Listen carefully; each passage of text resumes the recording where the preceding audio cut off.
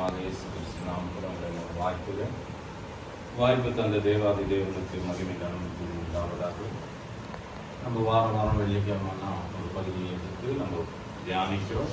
தேவன் கொடுத்த இந்த வாய்ப்புக்கு தேவாதி தேவனுக்கு நன்றி சொல்ல. ரோமர் எழுதின புஸ்தகம் 6ஆம் அதிகாரம் 6லிருந்து 14 வரைக்கும் நம்ம வாசித்தோம். அதில் பார்க்கும்போது அதுக்கு முன்ன 5ஆம் அதிகாரத்தில் பார்க்கும்போது கடைசி வசனத்துல ஒரு வார்த்தை சொல்றார். பாவம் எங்கு பெருகிறதோ அங்க அவருடைய கிருபை பெருகிறது என்று நமக்கு முடிக்கிறது 5ஆம் அதிகாரத்தை கடைசி வசனத்தில் பார்க்கும்போது. அப்போ இந்த உலகத்தினுடைய எல்லாம் அவர் பாவம் ஜாஸ்தி ஆகினே இருக்குது, அங்க அவர் கிருபை அதிகமாகிறது அப்படின்றது வேதம் நமக்கு அருமையா போதிக்கிறது. அதே நேரத்தில் பார்க்கும்போது நமக்கு பாவம் எல்லா விதத்திலும் உலகத்துல பார்க்கும்போது அதிகமா பாவம் நம்ம வாழ்க்கை இப்போ நம்ம எல்லாரும் வாங்கி நிற்கிறது கிருபையின் காலத்துல தான் நம்ம வாங்கி நிற்கிறோம். தேவன் ரொம்ப இறக்கம் உள்ளவரும் மனதுருக்கம் உள்ளவரும் மன்னிக்க அவர் அளவில்லாத மன்னிப்பு நமக்கு வச்சிருக்கிறார். ஆனா கிறிஸ்துக்குள்ள வாழ்கிற நம்ம ஒரு வாட்டி நம்ம பாவம் செய்துமானால் ஒரு வாட்டி தேவனை ஏற்றுக்கும் போது மறுபடியும் திரும்ப நம்ம தேவனை அந்த 6ஆம் அதிகாரத்தில் பார்க்கும்போது திரும்ப நம்ம அவர் என்ன பண்றோம், சிலுவில அடிக்கிறோம் என்று நமக்கு வேதத்தில் சொல்லுது. ஆனா நிஜம்தான், உண்மையான வார்த்தை தான். ஆனாலும் கூட நம்ம ஒரு சில நேரத்துல தவறாம இருக்கிறோமான்றதுதான் நம்ம கவனிக்க வேண்டியதா இருக்குது. தவறாம இருக்க முடியுதா? இந்த உலகத்துல தான் வாழறோம். ஒரு சில நேரத்துல என்ன பண்றோம்னா ஒரு சின்ன தப்பு பண்ணிடுறோம், இல்ல பொய் சொல்லிடுறோம், இல்ல தவறி விடுறோம். ஆனா தேவன் நீதிமான் எத்தனை வாட்டி எழுந்திருப்பான்? எத்தனை வாட்டிங்க? 7 வாட்டி அப்படின்னு சொல்றது. நீதிமான் 7 தரம் இருந்தாலும் திரும்ப என்ன பண்றான்? அங்க இருந்து ஏந்து வந்து தேவன். அப்போ தேவன் வந்து தேவனுடைய பார்வைக்கு என்ன சொல்றாருன்னா, எவ்வளவுதான் நம்ம அக்கிரமணத்தனம் அதுல அந்த அதிகாரத்துல 6ஆம் அதிகாரத்துல வருது, 5ஆம் அதிகாரத்துல வருது. ஒரு மனுஷனுக்காக நீ ஒரு நல்லவருக்காக யாருன்னா மறிக்கலாம். ஆனா 5ஆம் அதிகாரத்துல பார்க்கும்போது நம்ம கெட்டுகளா இருக்கும்போதே தேவன் கிறிஸ்து யாருக்காக மறிச்சாங்களாம்? நமக்காக மறிச்சாங்க. அவரு மறிச்சதே காரணம் நம்ம பாவத்திலிருந்து நம்மளுடைய சாபம், நம்மளுடைய கோபம், நம்மளுடைய இருக்கிற அக்கிரமங்கள் எல்லாவற்றையும் தம்மேல் வைத்துதான் நம்ம ஏசாயா புத்தகத்தை கூட நம்ம வாசிக்க முடியும் இல்லைங்களா? பார்க்கும்போது ஒரு என்னன்னா அவரு நம்ம பட வேண்டிய பாடு, நம்ம பட வேண்டிய வேதனை எல்லாம் அவரு ஏத்துக்கணும். நமக்கு என்ன பண்ணாருங்க? சமாதானத்தையும் அவருடைய அன்பு தந்து நம்மை தாங்கிக் கொள்ளத்தக்கதான நம்ம எதுனா செஞ்சுக்கிறோமா அப்படின்னு பார்த்தோம்னா ஒன்று செஞ்சுக்கிறோம். என்ன செஞ்சுக்கிறோம்? நம்ம எல்லாம் அவர் மேல நம்பிக்கையா அவரை நம்பி இருக்கிறோம். நம்ம நம்புறது மட்டும் இல்ல, நம்ம 9ஆம் அதிகாரத்துல ரோமர்ல வாசிக்க முடியும். 9, 10ஆம் வசனத்துல வாசிக்கும் போது வாசிங்க ஒரு வாட்டி. 9, 10. இதையும் அல்லாமல் ரோமர் 9, 10 இல்லன்னா 10, 9 பாருங்க. என்னவென்றால் கர்த்தராகிய இயேசுவே நம்ம என்ன பண்ணிருக்கிறோம்? நம்ம வாயினாலதான் 10, 9 வசனம் பார்ப்போம். நம்ம கர்த்தராகிய இயேசுவை என்ன பண்ணிருக்கிறோம்? வாயினால நம்ம அறிக்கிட்டு தேவன் அவரே மரித்தோரிலிருந்து எழுப்பினார் என்று நம்ம இதயத்தில் என்ன பண்ணிருக்கிறோம்? அவரே விசுவாசிக்கிறோம். நம்ம வந்திருக்கிற எல்லாருமே என்ன பண்ணிருக்கிறோம்? இயேசு கிறிஸ்து உண்மையான தேவன், அதே மாதிரி அவர் நமக்காக மரிச்சார் என்று நம்ம விசுவசிக்கும் போது நம்ம வாயில நம்ம அறிக்கிட்டு தான் தேவன் இடத்துல நம்ம பாவம். அதனால்தான் நம்ம நீதிமொழிகளை சொல்றோம். தன் பாவங்களை 28, 13ஆம் வசனத்தை சொல்லும். வாசிங்க ஒரு வாட்டி வாசிக்கலாம் பாருங்க. 28ஆம் அதிகாரம் நீதிமொழிகள் 13ஆம் வசனம். 23, 13 பாருங்க. வாசிக்கலாம்.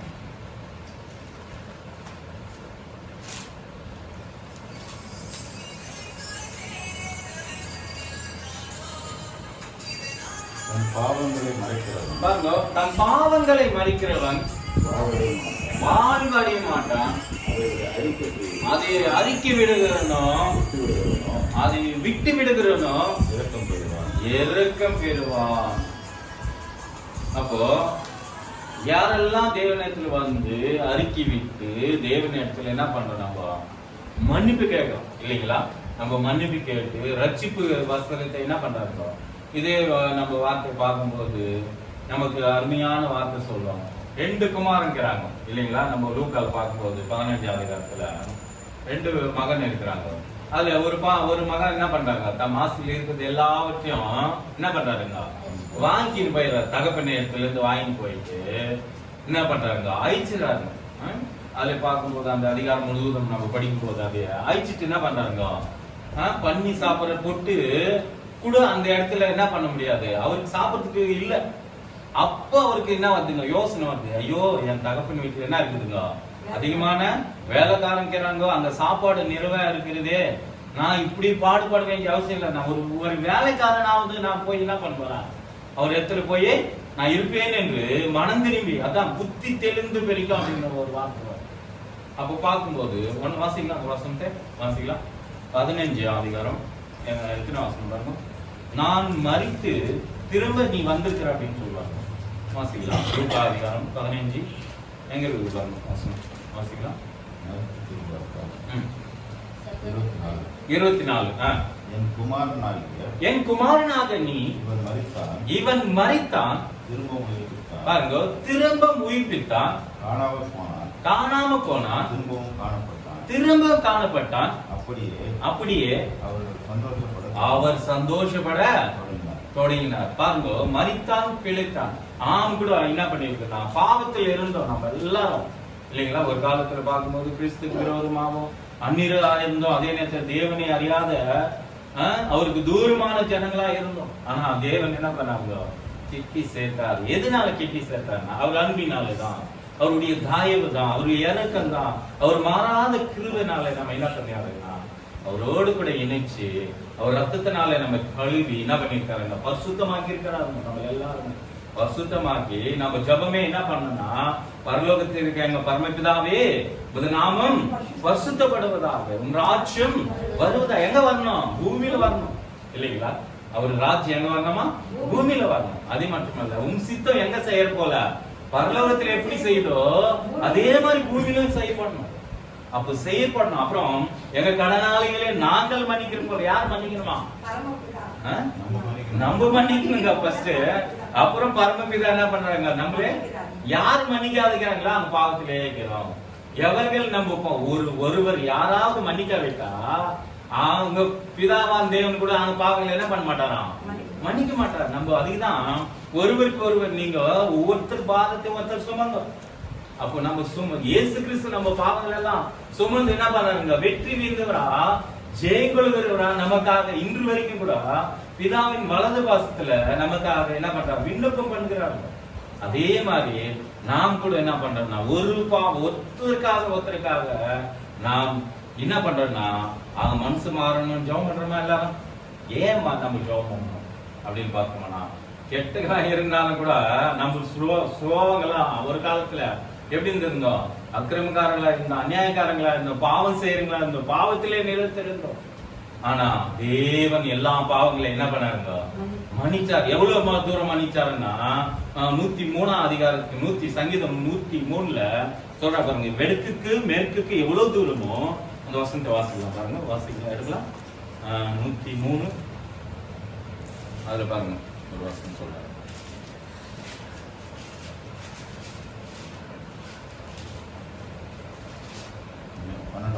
பன்னெண்டாவது வசனம் வாசிக்கலாம்.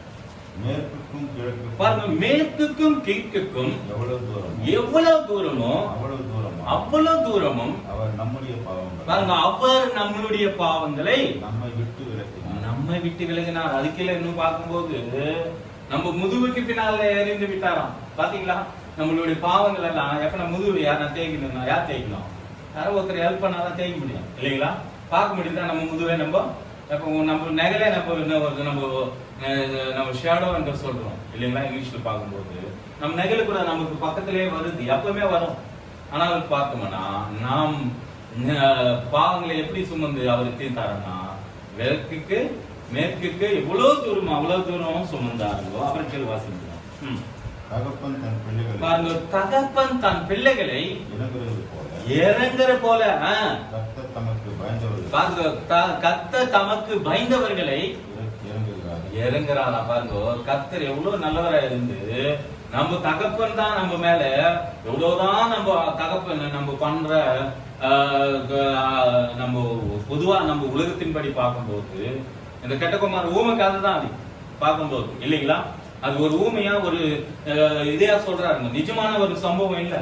ஆனால் நம்ம புரியத்துக்காக அங்க சொல்றாருங்க. அவனே அப்படி மன்னிக்கும் போது நம்ம தகப்பன் நம்மளுடைய பெத்த தாய் தகப்பன் கூட என்ன பண்றாங்கன்னா எவ்வளவு இறங்குறாங்க இல்லைங்களா? இவ்வளவுதான் போட்டோம், பரவாயில்லப்பா, ஒரு வாட்டி மன்னிக்கலாம். அதனால தான் பெரிய மனசோட என்ன பண்ணணும், மன்னிக்கணும் இல்லைங்களா? சொல்றாங்க உலகத்துல ஜனங்க இல்லைங்களா? பெரியவனா இருக்க கொஞ்சம் பெருசு மனசு பண்ணி என்ன பண்ணணுமா, மன்னிச்சிருக்குப்பா அப்படின்றாங்க. அப்போ நம்ம பரலோக தேவன் 1000 மடங்கு, 1 மடங்கு இல்லைங்களா? அவரு பரலோகத்தின் பரமபிதா எவ்வளவு நல்லவராக்கிறாருன்னா 1000 மடங்குக்கு அவரு இறக்கமுள்ளவரா இருந்து நம்மள என்ன பண்றாங்க, தகப்பன் தம் பிள்ளைகள் மேல எப்படி இறங்குறது போல கர்த்தர் தமக்கு பயந்தவர் மேல அவர் என்ன பண்றாராம், இறங்குறார். அது மட்டுமல்ல பாருங்க, அப்புறம் அது கீழே 14 வாசிக்கலாம். మనము నియమించిన రీతిగా நம்ம எப்படி நாம உருவாக்கப்பட்டோம் என்றது யாருக்கு தெரியுமா, தேவனுக்கு தெரியும் இல்லைங்களா? அப்போ நம்ம உருவம், நம்ம எப்படி இருக்கிறோம், நம்ம எப்படி இருக்க போறோம்ன்றது தேவனை முன்கூட்டி அறிந்திருக்கிறார். அறிந்ததுனால்தான் நம்மளுடைய பாவங்களை எல்லாம் என்ன பண்ணிருக்கிறார்னா அவர் ஏத்துக்குன்னு அவர் விடுதலை கொடுத்தது மட்டுமல்ல வெற்றி வாழ்க்கை இல்லை, இன்னும் பாவம் செய்ய மாட்டான் அப்படிங்கிறது அவர் ரட்சிப்பை நமக்கு என்ன பண்ணிருக்கிறாரு, இலவசமா கொடுத்திருக்கிறார். அந்த ரட்சிப்பு வந்து உலகத்தில் எந்த மனுஷனும் கொடுக்க முடியாதுங்க. யாரா கொடுக்க முடியுமா? நம்ம பாவம் அதுக்குதான் ஒருத்தர் கேட்பாங்க, இவர் என்னப்பா பாவங்களை மன்னிக்கிற குமார் நகரார் அப்படின்னு கேட்டா, ஆமா அவர் பாவங்களை மன்னிக்க அவர் ஒருவருக்கு தான் இந்த உலகத்துல அதிகாரம் இருக்குது. இயேசு கிறிஸ்து தவிர எந்த மனுஷனுக்கும் எந்த தெய்வாதி தேவம் இருந்தா கூட பாவங்களை மன்னிக்கிற அதிகாரம் நம்ம ஆண்டவராக இயேசு கிறிஸ்து எந்த மனுஷனுக்காகவும் அவர், ஏன்னா தாம் சுஷ்டியாக நம்ம அவர் படிச்சிருக்கிறதுனால மட்டுமல்ல, அவர் மண்ணால, அதனால்தான் மண்ணினாலே எடுத்து சுவாசத்தை கொடுத்து ஜீவன். ஏன்னா அவருக்கு தான் தெரியுது யார் மன்னிக்கணும் யார் மன்னிக்க கூடாது. அதுக்காக எல்லாரும் மன்னிக்கிறாரா பார்த்தோம்னா, இங்க பார்த்தோம்னா எப்படி மன்னிக்கிறாரா, இறக்கமுள்ளவரா, தமக்கு பயந்து யார் பயப்படுறாங்களோ யார் பயப்படுறா. அதே நம்ம 111 வசனத்துல கூட இது 111 9 வசனம் 10 வசனம் சங்கீதமே.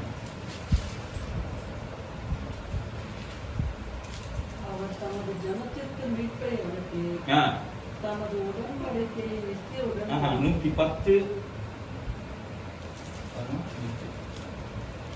109 வசனம் வாசனம் 9 இல்ல 5 பாருங்க 5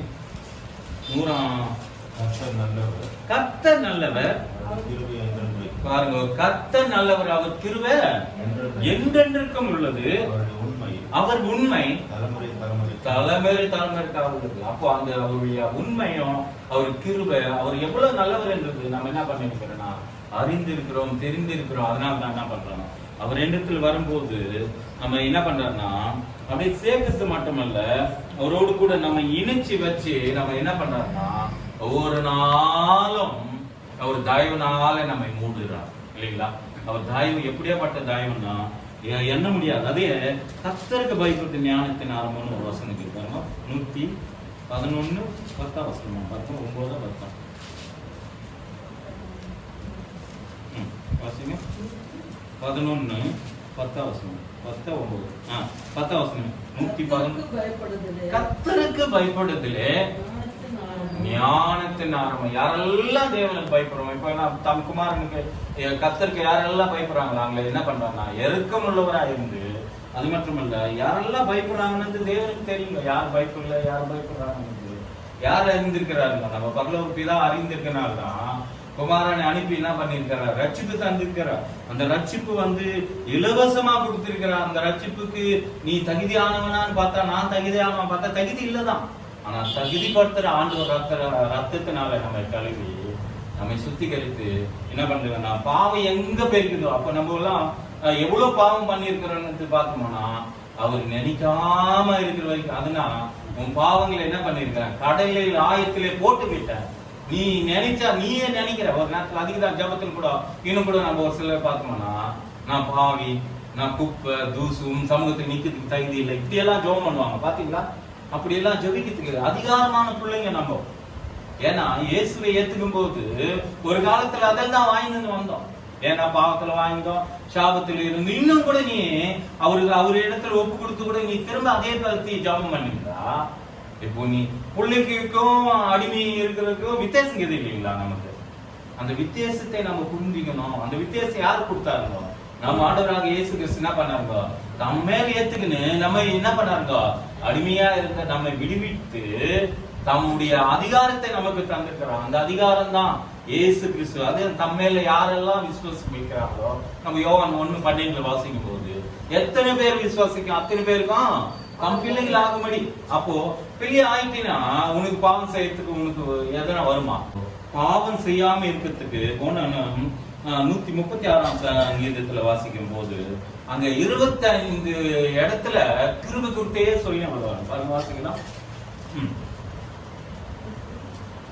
36 சங்கீதம் 136 அந்த அதிகாரம் பாருங்க. యెహోవా దయాళుడు పారంగా ఆయనకు కృతజ్ఞతలను చెల్లించుడి. ఆయన కృప பாத்தீங்களா? ఆయన కృప நிரந்தரம் உண்டினோம். அப்ப பார்த்தோம்னா அவர் கிருபை எப்படி இருக்குதுன்னா நிரந்தரம். அந்த கிருபை மாறாது. நம்ம மேல வச்சிருக்கிற நம்ம பிள்ளைகளே நம்ம ஒரு வேலை நம்ம எதுனா சின்ன தவறு பண்ணிட்டா விட்டுருமா? அப்ப நீதிமான ஆக்கிட்டு போயிருக்க தேவனை விட்டுருவாருங்களா? விட மாட்டாருங்க. அதனாலதான் அவர் அன்பு நம்ம அன்பு கொண்டோமா இல்ல தேவனே அன்பு கொண்டாடா? நம்ம யோவான்ல வாசிக்கணும். 1 யோவான் 4:19 சொல்றாங்க, அவர் முந்தில நம்ம மேல அன்பு கொண்டார் என்று வேதத்துல நம்ம பார்க்க முடியும். அதே மாதிரி பார்க்கும்போது இங்க நீங்க அந்த 136ஆம் சங்கீதத்துல வாசிக்கும் போது பாருங்க, தேவாதி దేవునికి స్తోత్రములు చెల్లించుడి. பாருங்க, அவர் கிருபை என்று வந்து அதிகாரம் முழுவதும் கிருபை கிருபை கிருபை கிருபை கொடுக்கிறார். நம்ம எல்லாம் கிருபையினால நம்ம ரட்சிக்கப்பட்டிருக்கிறோம். ஏன்னா பாவம் செய்ய ஆத்துமா என்ன இருக்கட்டும் முதலே சொல்லிட்டு தேவன் இல்லைங்களா? நியாய பிரமாணத்தின்படி பார்க்கும்போது எந்த மனுஷனும் பாவம் செஞ்ச என்ன பண்ணணும்? அடிக்கப்படணும், கொள்ளை அடிப்படணும். அதே நேரத்துல அவன் கொன்னு போட்டு அவனை கொன்னு என்ன பண்ணுங்க? கல்லால் அடிச்சு சாவடிக்கணும். நமது வேதம் நமக்கு மோசையை கொடுத்த பிரமாணம். ஆனா அந்த இயேசு கிறிஸ்து கூட எங்கன்னா தப்பு பண்ணும்போது அவரு என்ன தப்பு பண்றாருன்னா தப்பு பண்ணதில்லை. ஒரு தேவாலயத்தில் வந்து அந்த நாள்ல ஓய்வு நாள்ல சுகம் கொடுக்கும் போது அங்க இருக்கிறவங்க என்ன சொல்றாங்கன்னா, என்ன அது பரிசெய்றோம் செய்தோம் மற்ற இருக்கிற நியாய சாஸ்திரங்க என்ன பண்றாங்கன்னா, இவரு எப்படி இந்த காரியத்தை செய்யலாம்? இவரு நோக்கம் எல்லாம் என்ன பண்ணாங்க? ஏதோ ஒரு தப்பு கண்டுபிடிச்சு என்ன பண்ணோம் அடிக்கணும்னு தான் இவருடைய யோசனையா. இவர் மேல ஒரு குறைய கண்டுபிடிக்கிறது தான் வேலை இருக்குது. ஆனா உங்களுக்கோ ஒரு மாடோ இல்ல உங்களுக்கோ ஒரு எதுதான் கைதியோ இல்ல கட்டி எதுனா இருக்கும்போது ஒரு பள்ளத்திலயோ ஒரு கந்துல விழுந்த நீங்க காப்பாற்ற மாட்டீங்களா அப்படின்னு சொல்றாங்க. அப்ப காப்பாத்து போடும் போது அப்போ இன்னொரு இடத்துல கூட நம்ம பார்க்கும்போது இந்த குருடன் அந்த நம்ம யோவான் 9ஆம் அதிகாரத்துல வாசிக்கும் போது பெருக்கும் போதே ஒரு குருடனா இருப்பான் இல்லைங்களா? இப்போ உனக்கு அவரு வந்து என்ன பண்றாருன்னா சுகம் கொடுக்குறாருங்க. இது அப்போ நீங்களும் சீசராக விரும்புறீங்களா அப்படின்னு சொல்லுவாங்க. அவ கேட்கும்போது நீங்க என்ன நாங்க மோசையோட சீசுங்க, உங்களுக்கு இப்ப யார் சீசுனா என்ன இந்த வரைக்கும் என்னது உன் கண்ணு திறந்த ஒரு முன்னதான் செய்யவா இருக்கிற அப்படின்னு சொல்றாரு. அப்ப பார்க்கும்போது எதையுமே ஆகட்டும் அவருடைய பார்வைக்கு வரும்போது ஜனங்க ஆகட்டும் மற்றும் வேத பாரகர் ஆகட்டும் என்ன சொல்றாங்கன்னா, தேவனுடைய சமூகத்தில் வரும்போது இவரு மேல குற்றம் சொல்றவங்களா தான் காணப்படுது. எவ்வளவுதான் வேதத்தை புரிஞ்சுக்கிறவங்களாக்கிறாங்களான்னு பார்த்தோம்னா புரியாத தன்மை தான். அதனால்தான் வேதம் வந்து எல்லாருக்கும் மறைக்கப்பட்டிருக்குது இல்லைங்களா? எல்லாருக்கும் மறைக்கப்பட்டு இருந்தாலும் நமக்கு என்ன பேர் இருக்குதுங்க? வெளிச்சமா நமக்கு தேவனுடைய வார்த்தை என்ன பண்ணிருக்குது? வெளிப்படுத்தி நமக்கு காண்பிச்சிருக்கிறார். அதில் கீழே வாசிக்கலாம் பாருங்க. 5ஆம் வசனம் 136:5 பாருங்க. அங்க என்ன சொல்றாரு பாருங்க. తనందు జ్ఞానము చేత ఆయన తన జ్ఞానము చేత ఆయన ఆకాశమును కలుగు చేసెను. ఆయన కృప నిరంతరం பாருங்க, அவர் கிருபை என்றும் உள்ளது இல்லைங்களா? அவர் கிருபை, அவர் ஞானத்தினால இந்த பூமி ஆகாசத்தை படைச்சாரு. அந்த அதிகாரம் முதல்ல பாத்தீங்கன்னா இன்னும் 6ஆம் வசனத்தை கூட பாருங்க. அவர்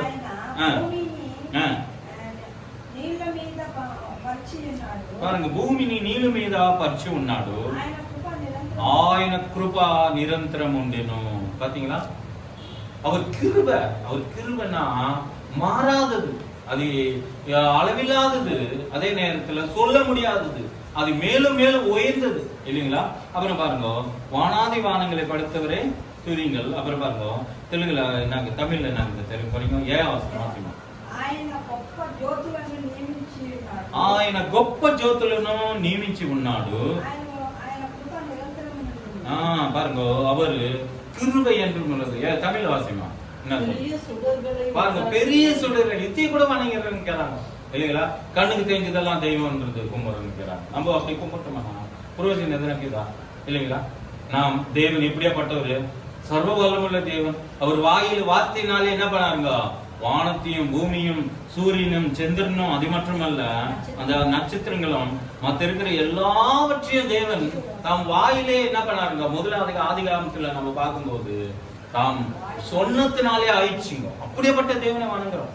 அதை விட்டு நம்ம தூரமா நம்ம போகும்போது, அதை விட்டு நம்ம வாயில ஒரு சில நேரத்துல குணத்தில் கூட ஒருத்தர் சொல்றாங்க, இன்னும் பரவாயில்லப்பா, அது கூட என்ன பண்ணலாம், ஏதோ நான் அவர் என்ன பார்த்து நேக்கிறாரா அப்படின்னா, நம்ம யோசிப்பு கதை இருக்கோம். அதிகமான வார்த்தை அதிகமான வார்த்தை அங்க எகிப்துல யோசிப்பு அந்த பார்வோன் வீட்டுல பார்வோன் சொல்றாங்க, என்ன சொல்றாருன்னா 39ஆம் அதிகாரத்துல என்ன சொல்றாருன்னா, தேவனுக்கும் நான் என்ன பண்றேன்னா இப்படிப்பட்ட பாவம் எப்படி நான் செய்யுது அப்படின்னு சொல்றேன். தேவனுக்கு விரோதமா? அப்ப பரத்துக்கும் தேவனுக்கும் விரோதமா நான் எப்படி இப்படிப்பட்ட பாவம் செய்ய முடியும்? அப்போ தேவன் பார்க்கிறாரு என்ற உணர்வு, அந்த உணர்வு எப்பவுமே நமக்கு இருக்கணும். அந்த உணர்வு தான் கிருபை.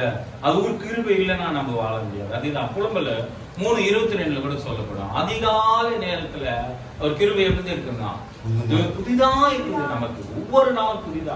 அதனால்தான் நம்ம காலையில இருக்கும் போது, ஐயா உங்க கிருபை புதிதையா, உங்க பலன் புதிதையா, உங்க ஜீவன் புதிதையா, எங்களுக்குள்ள உங்க ஜீவன் வளர்றதுக்கு நம்ம கிறிஸ்துக்குள்ள வரும்போது, ஒருவன் அவருக்குள்ள வரும்போது நமக்கு ஒவ்வொரு நாளும் புதுசா மாறினே வரும். உலகத்தில் இருந்த காட்டிலும் நம்ம உள்ளத்துல இருப்பவர் எப்படின்னா பெரியவர் இல்லைங்களா? நம்ம யோவான்ல வாசிக்க முடியும் 5ஆம் அதிகாரத்துல 4ஆவது. அப்ப பார்க்கும்போது 1 வாசிக்கலாம் பாருங்க, அதே வாசிங்க. யோவான் 5:4. 1 யோவான்.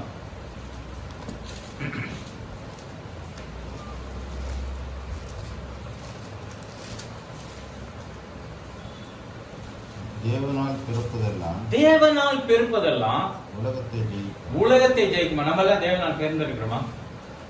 புரியுதுங்களா நான் சொல்றது?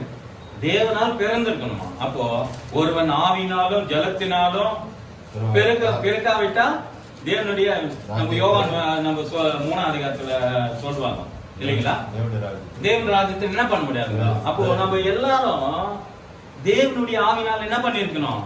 பிறந்திருக்கணும். அவருக்கு தமக்கு பயந்துங்க மேல அளவில்லாத ஆவி ஊத்துறாருங்க. அப்போ அளவில்லாத ஆவி ஊத்தும் போது தான் நம்ம கிருபை பெற்றவங்களா இருக்கிறோம். அதுக்குதான் மரியா கூட பார்க்கும்போது, நீ கிருபை பெற்றவில்லை, நீ வாழ்க என்று சொல்றாங்க. அப்போ நம்ம இன்னும் நீதிமொழிகளை கூட வாசிக்க முடியும் 30ஆம் அதிகாரத்துல அங்க ஒரு சிறியானல் பத்தி சொல்லும் போது, உன் தாயும் பிள்ளைகள் எல்லாம் உன்னை என்ன பண்ணுவாங்களாம்? வாழ்த்துவாங்க, கனம் பண்ணுவாங்களாம். காலையில அதிகாலையில ஏந்துக்கின்னு நம்ம வேலைகள் எல்லாம் செய்து தன் பிள்ளைகள் எல்லாம் பார்த்து நம்ம 128 கூட நம்ம வாசிக்க முடியும் இல்லைங்களா? நீங்க ஒளிவுமலை கண்டுகள் போல என்ன பண்ணுவீங்க? பட்டி சுத்திலும் உட்காந்து இருப்பாங்க. பிள்ளைகள் எல்லாம் யாரை போய்த்துவாங்க? தகப்பன் தாய நமக்கு கொடுத்த சுதந்திரமான பிள்ளைங்க என்ன பண்ணுவாங்க? நம்மளை போற்றுவாங்க, நம்மளை நினைச்சு கனம் பண்ணுவாங்க இல்லைங்களா? நம்ம வேதம் என்ன சொல்றதுன்னா, உன் தாயும் உன் தகப்பனை என்ன பண்ணணும்? கனம் பண்ணணும். எப்ப கனம் பண்ண முடியுங்க? நாம் கனம் பண்ணாதான் அவங்க கனம் பண்ண முடியும். நம்ம ஒய்ங்கா இருந்தாதான் அவங்களுக்கே ஒய்ங்க கத்த முடியும். அதுதான் உபாகத்துல 6ஆம் அதிகாரத்தை பார்க்கும்போது, நீங்க வெளியே போனாலும் உள்ள வந்தாலும் நீங்க என்ன பண்ணுங்க? வசனங்களை ஏதிக்கணுமா? பலகையில ஏதிக்கணும், இதயத்துல ஏதிக்கணும். முதல்ல பிரியாத இருக்கிறதான வார்த்தையை என்ன பண்ணா நாம் உள்ளத்துல ஏதிக்கணும். உள்ளத்துல ஏதும் போது தான் மறைக்க முடியும். எங்கன்னா இருக்குதுன்னா ஒருத்தர் கேட்டாருங்களா, எங்கப்பா அவங்க வசனம் அப்படின்னா, பைபிளுக்கு இது ஆனா உள்ளத்துல இருந்தாதான் வேலை செய்யுங்க. இல்லையா? பேசினே இருக்கிறோம். நம்ம எப்போ பைபிள் எப்பவுமே இருங்க கொஞ்சம் போய் பைபிள் எடுத்து வந்து உனக்கு போதிக்கிறேன், நான் போதிக்க முடியும். எந்த நிலைமையிலும் நீ என்ன பண்ணணும், ஆயத்தமா இருந்தாதான் மற்றவங்களுக்கு நீ என்ன பண்ண முடியும். வேதத்துல உன் வசனம் அதிகம் தான். நம்ம பிரியாத வசனம் 37 அதிகாரம் 37 வசனத்தை வாசிங்க. சங்கீதம் அதில் பாருங்க ஒரு வார்த்தை சொல்றாங்க. 37 31 வசனம் சங்கீதம்.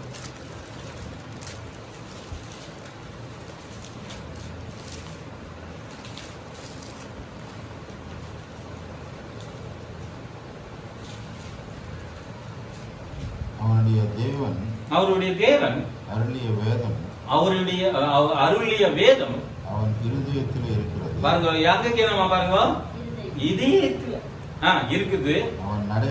அவன் நடைகளில் ஒன்றும் பிசகுவதில்லை. பாருங்க அவன் நடைகள், நம்ம நடைகள் எல்லாம் எப்ப பிசுந்து போயிடல பாருங்க. ஒரு வாட்டி யோசிச்சு பாருங்க. நம்ம விசுவாசம் எதுனா கொடுத்தாதான் நம்ம நம்புறோம். இல்ல ஜாம் பண்ணும்போது நம்ம கிடைக்கல நம்ம சோர்ந்து போடுறோம்.